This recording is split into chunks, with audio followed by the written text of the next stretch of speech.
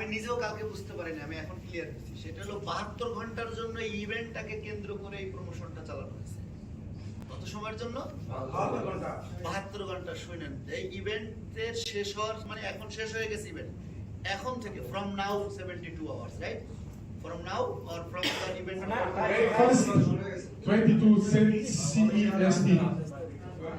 2 days. No, actually it's It's আমাদের গতকালকে রাত বাংলাদেশ টাইম 7টা বাজে শুরু হয়েছে, ভোর রাত 7টা। দুবাই টাইম হইল গিয়া 5টা। বুঝতে পারছি? 3 ঘন্টা অলরেডি চলে গেছে। অলরেডি 3 ঘন্টা শেষ। 72 ঘন্টা থেকে আপনারা সবাই ধরে নেন 12 ঘন্টা শেষ, কারণ আপনারা ডেস্টিনেশনে इंडिया जरा जो लोग इंडिया जा रहे हैं उसके लिए अभी समझो 12 आवर फिनिश, क्योंकि जाने के लिए आपको 12 आवर चाहिए।